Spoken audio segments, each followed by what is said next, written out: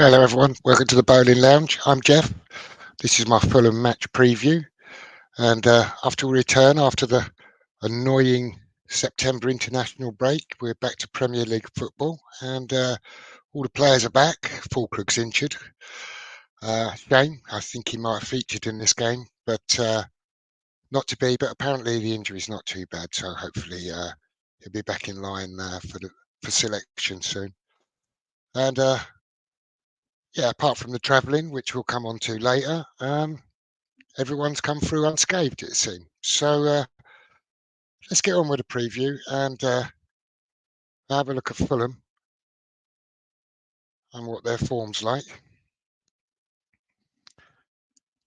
Pretty early days, 3 games in. That's our 4th game, so it's not a great form guide, but I hope you can see. I don't know if this is big enough, but I'll go through it with you if you're listening and you can't see the screen. So current form for Fulham, they've lost 1, won 1, drawn 1. Last outing against Ipswich, they drew 1-1. Previously, they beat Leicester at home 2-1. And on the first day of the season, they lost to Manchester United 1-0. Interestingly, they commanded approximately 50% possession in most of those games, so 44% away to Manchester United, 55% possession at home to Leicester, and enjoying 52% possession away to Ipswich Town, a newly promoted side, but they like to play a little bit. So yeah, they compete for the ball and they like to have the ball. So we'll see how today pans out, but it could be an interesting game. West Ham trying to keep the ball a little bit more, and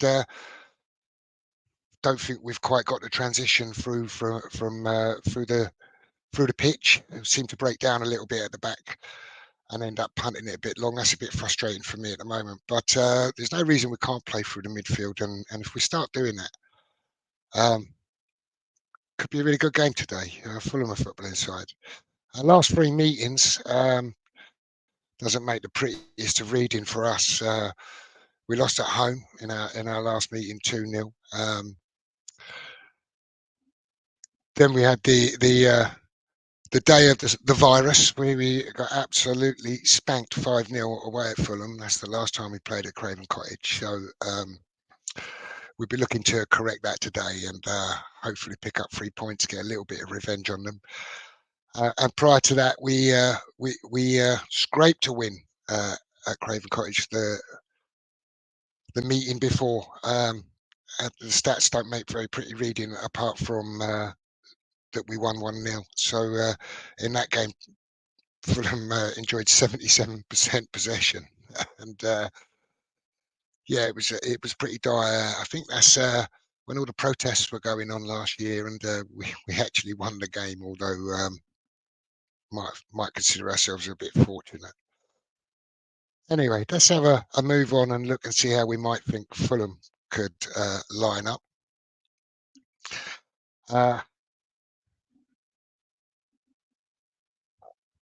Whoops. So we've got Leno in goal, pretty experienced goalkeeper. I think he'll keep his shirt. Fullbacks are interesting, and I think Tete and Robinson have been pretty good for Fulham, and hopefully we can keep their hands full defensively, but they definitely like to get up the pitch, so we'll have to watch that. Bassey's been pretty solid from what I've seen of him in the centre of defence. Diop's been playing alongside him in the Premier League, but I think that Anderson might come in for today's game. Signed from Palace, obviously, good footballer. He's definitely not going to weaken their back line. Through the middle of the park, we've got Pereira, Lukic, and Smith Rowe. We'll have to watch Smith Rowe because he'll pop up here and there. I think he's a really good footballer, and if they can keep him fit, I think he'll do a really, really good job for them. And then obviously we've got Traore on the right hand side and Iwobi coming down the left hand side. Traore could be a handful. He's a bit of a blunderbuss, and he sort of blunders through, and I think he lacks a bit of end product. But he can be a handful and a nuisance. And I think Emerson might get a bit of a test today because been a little bit concerned about some of his defending of late. So yeah, it could be a real good test for Emerson today. So Iwobi down the other side, yeah, he can be a bit in and out, Iwobi, but if he's on it, he can be a nuisance as well. And then Muniz through the middle. I'm not sure if he's shown that much yet that he looks deadly, but I think he's another one on his day. He can be dangerous. Hopefully, Kilman will marshal him nicely through the game.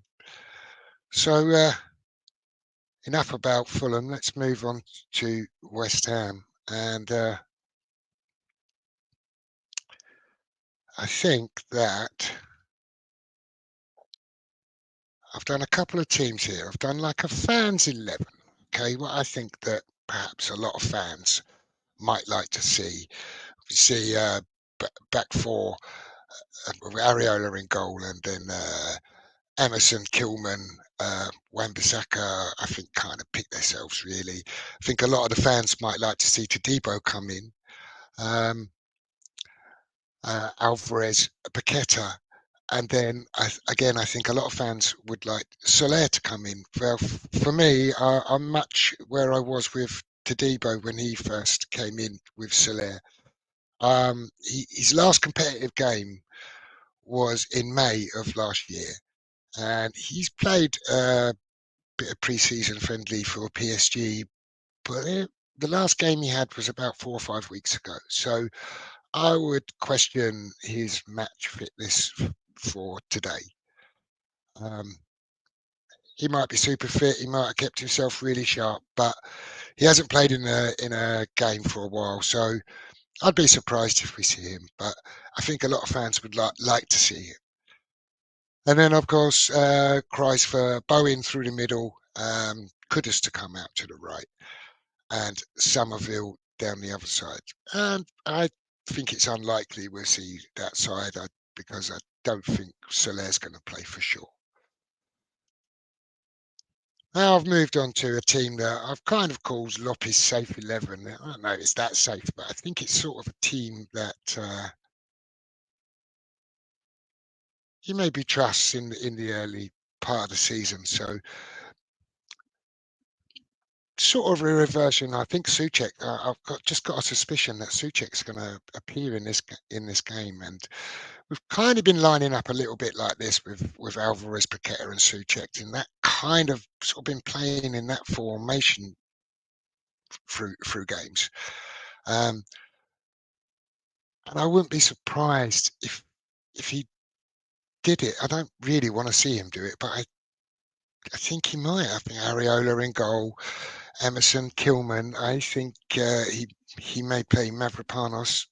Todibo might come in, but I just think if he's going for a bit of continuity, whatever continuity he has got in the side in the early part of the season,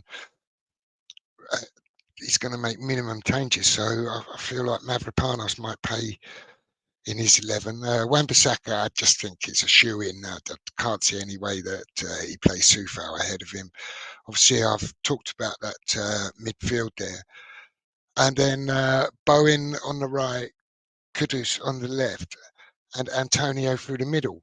Now, the only question about this is Antonio for me. And I would have thought Fulkrug would have started this game. I think he really would have been in line for it, especially with the travelling that Antonio's done. So I think perhaps that is the question mark, and we may well see Bowen move into that central role, Kudus across to the right-hand side, and then Somerville may well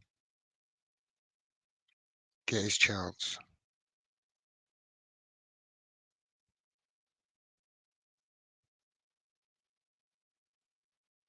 Sorry about this, guys. Yeah. And so Somerville may well get his chance. So, but I think he's going to make minimum changes. So if he brings Somerville in and alters the formation like that, I think it's likely that Mavropanos is going to play. Now, I have done another 11. I've called it my curveball 11. And because I think he will try and get Sukic to feature in this game, and I think partly because I'm not sure how ready Antonio is going to be. I don't think this is likely to happen, this formation, but it's just something that I wonder if he could go with. So obviously we start with Variola in goal, Emerson, Kilman. Again, Tadibo could come in, but I just think if he's going to tweak a formation and do something like this, that he's going to go for the continuity. So I think he would still select Mavropanos and Wan-Bissaka. And I wonder if it'd be worthwhile of playing a sort of diamond in the midfield, Alvarez at the base. We know that Emerson and Wan-Bissaka are going to push on, so he can help drop in and into that back line when needs be. Paquetá down the left-hand channel and Rodriguez down the right-hand channel in the middle of the park. And I really like the way that Paquetá links up with Emerson down that side. We've seen how successful it can be. So yeah, I can see that. And then kind of, I know people are not going to like this, but Suchek at the point of the diamond. Well, my reasoning behind this is that if we revert to how we have been doing, sort of playing across the back, running out of ideas and punting it up the field, he needs some kind of target. And out of the players available, Suchek is probably the most likely. And just play Kudus and Bowen in like a loose two. Now we've seen the way that they combined against Manchester City on a counter attack, and I don't see any reason why that couldn't work. I'm not suggesting we should do this every week. Or if it's successful, maybe we should. But um, perhaps for this game, something like that could work. That's just my thoughts on it. I'd be interested to hear your thoughts. Put your thoughts in the comments, your 11s. Let me know what you think, what your 11 would be, what you think of my 11s.